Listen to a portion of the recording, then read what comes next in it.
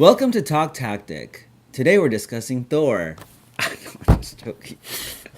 Okay. This is for real, man.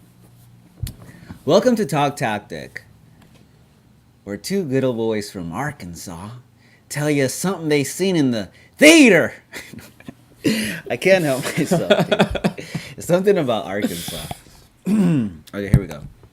Welcome to Talk Tactic, where two good old boys from Arkansas like to discuss movies and stuff. Learn you something. Get learned. Hey, ladies. Welcome to Talk Tactic. Today we're going to be discussing Thor Ragnarok, a modern day interpretation of an old Norse mythology. You like that? That was great. That was pretty good. Okay, yeah. So, we're just going to jump to it. This is going to be a spoilery review, so if you haven't seen Thor Ragnarok, you probably don't want to watch this video. Because we're just going to tell you everything we think about it and what we didn't like and what we did like. So, we're going to tell you everything we didn't like as well as everything we didn't like. And everything we did like. Obviously, Johnny's not a big fan. Why didn't you like the movie, John? Well, I liked the first Thor and I liked the second Thor. I liked the first Thor quite a lot. And then I liked the second Thor somewhat. The first one I really liked was it had this theme of mixing these two separate worlds, the world of Asgard, which is represented by Thor, coming to Earth, and I really liked the element of him learning to thrive and survive on planet Earth. That's what I really liked about the first Thor movie. So did you like that comedic aspect because he's kind of like a fish out of water? Yes, and that's a theme that is a timeless theme. Right. Yes, and this movie, I mean, it didn't have that because Thor has already come to Earth, obviously, but it's just. And there was that whole like story of him being worthy of Mjolnir again, right? Yeah, It's kind of had the typical hero's journey. You're talking about the first one? The first one, Yeah, I liked that one. Yes. Yeah. So now, that one didn't have any big action sequences like this one does, though. I think it did. But you don't necessarily need big action sequences. See, this is what I liked about it, for instance. I like it that they were saving their little town, not trying to save the whole world. Same with Thor 1. Yes. Okay. Yeah. Yeah, that's the one bad thing about like superhero movies. It seems like the stakes are constantly getting bigger and bigger and bigger. So if it's not the city, it's the world. Now it's not the world. Now it's going to be the whole galaxy and then the universe. So yeah, that's kind of one of the bad things about the superhero movies. It seems like the writers always want to make the stakes bigger and bigger. But it's not necessarily bigger. Making the stakes bigger the way that we're talking about doesn't necessarily make the stakes bigger, because the question is what's at stake for the characters. So right, when in Thor, in the first Thor, there's a lot at stake for Thor. I believe that's the one he has that Natalie Portman in it. Yeah. So there's a lot at stake. Mm-hmm. The same idea with the original Christopher Reeve Superman. There's a lot at stake in that Superman because he has that woman. He has the woman. He has Lois Lane, that she dies in the first Superman, and then he turns back time and he rescues her. Right. So, like, you could say that having the galaxy be at stake could be more than having Natalie Portman at stake, but actually, in reality, this movie is about a character, Thor, and we are interested in the things that drive Thor and the things that are important to Thor. So can I challenge you though? Isn't Asgard where he lives and all of his people? It is. Aren't those big stakes for Thor? Yeah, it is. It is a big stake. It is a big stake. So, in your face. Okay, so I did like the first Thor movie. It was like really slow though compared to this movie. This movie is very funny. In fact, so I'm a big fan of like Big Trouble in Little China, and that is like a popcorn movie, adventure movie. There's no real logic necessarily in like how the plot moves along, really. It's just like you get put into one cool situation, and then you're in the next cool situation, and then you're in the next cool situation. And that's kind of like what this movie's like, right? Thor is, you meet him, he's in a bad spot, he's been captured, and then all of a sudden he gets through that, and then he's boom in the next situation, which is cool. He's getting captured again, and then he's fighting the Hulk, and then he escapes, and then he's teaming up with Loki, and then they escape, and then he gets betrayed, and then it just keeps on moving and moving into the next cool scenario, which I liked and I expected. Like when I went to this movie, I was just expecting to have fun, get some cool laughs out of it, and just enjoy myself. You know, as a comic book fan, when I was growing up, like I never imagined that any of these superheroes would ever be on the big screen. So just to have the chance to see them doing something epic and amazing is just a lot of fun for me personally. And then when there's a good story involved, which I thought the story moved along quite well. I mean, some of some of it was very predictable, but still it was just fun, a fun ride to be on, and I really enjoyed that a lot. So, in comparison to like the second Thor movie, this was a big improvement, I thought. I mean, the second Thor movie didn't move along so well. The pacing wasn't as well as this movie was, and I don't know. I just felt like there was more comedic elements in this. It did kind of take Thor out of his element because Mjolnir gets destroyed by the new villain, which I thought the villain was particularly strong compared to some of the other villains. Um, but like Loki's always been a pretty strong villain in my opinion.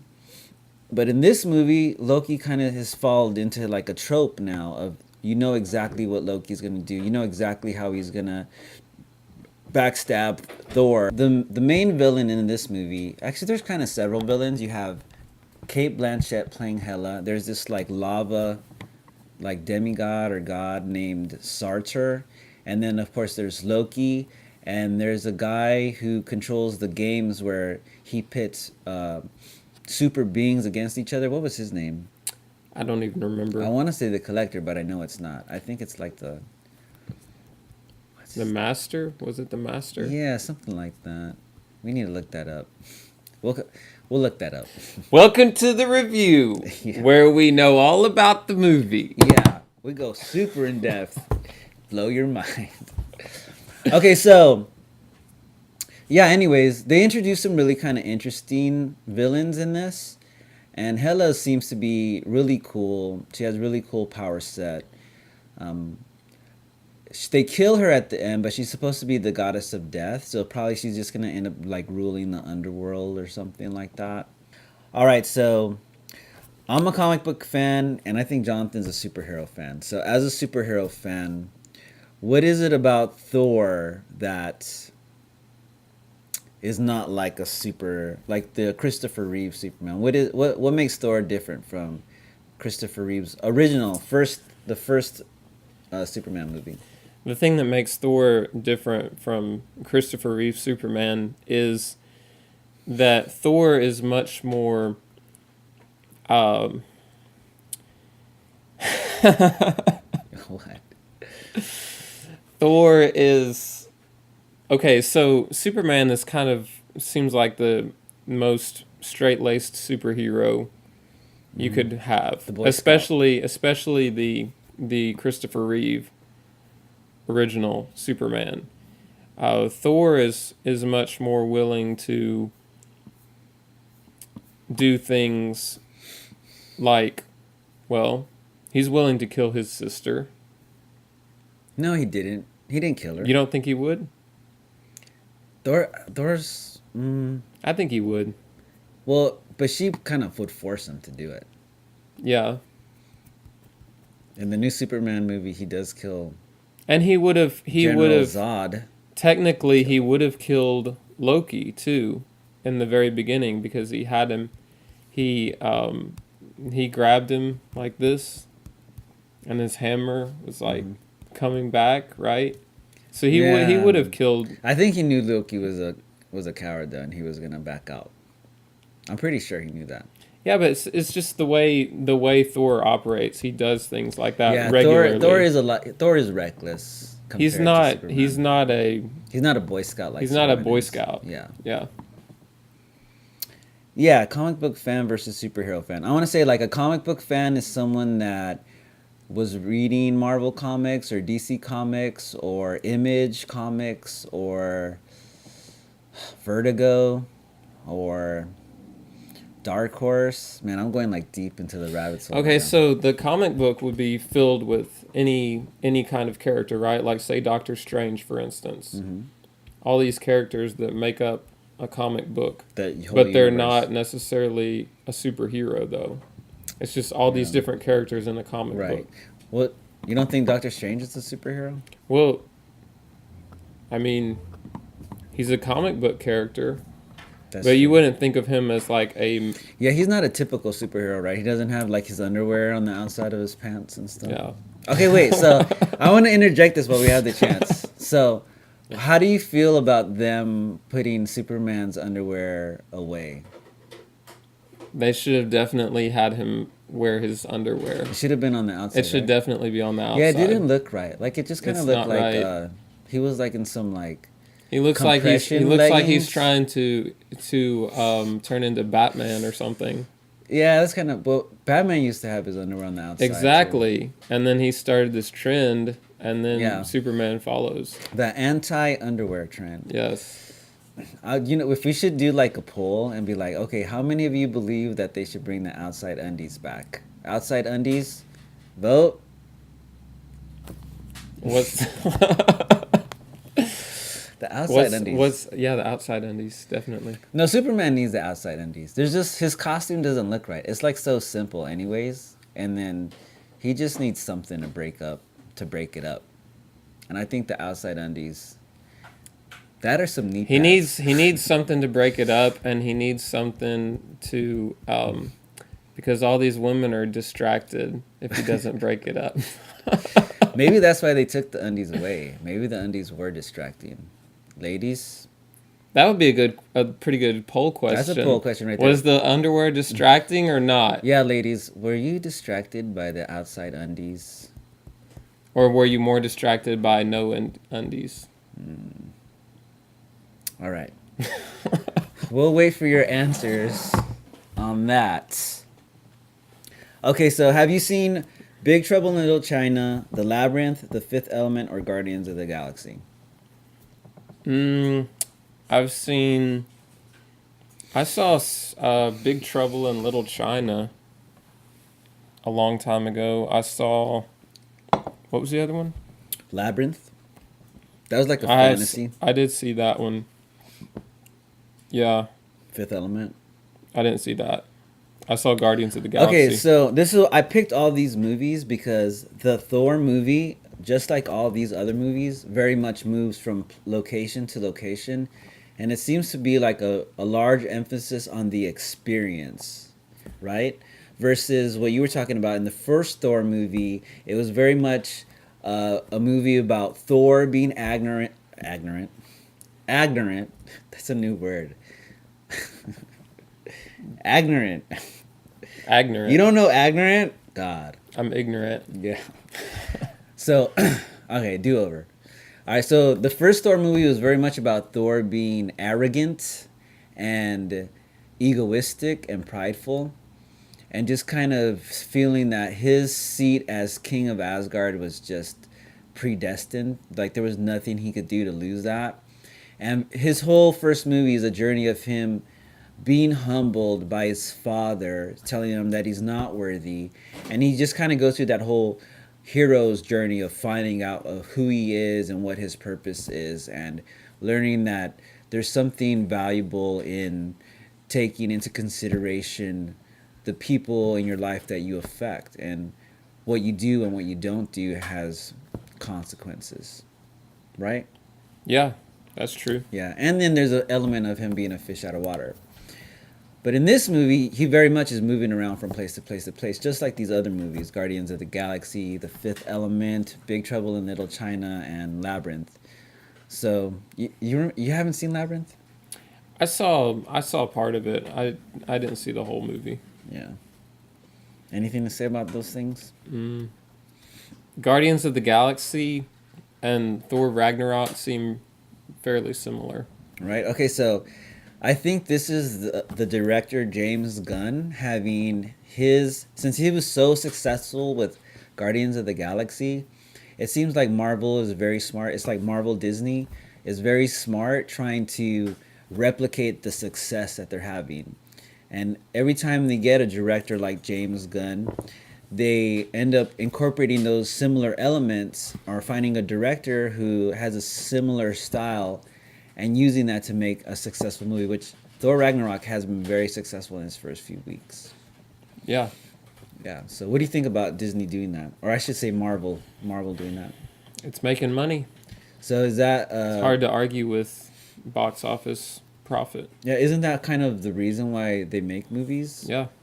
It's to make money, right? It's a Right. business. If they don't Yeah. make money, they don't get to make any more movies. Then you would get no more superhero movies, and that would be a bummer, man. Yeah, it would be. Yeah. Anything else to add to this? We want to talk about the characters. What did you think about Chris Hemsworth's?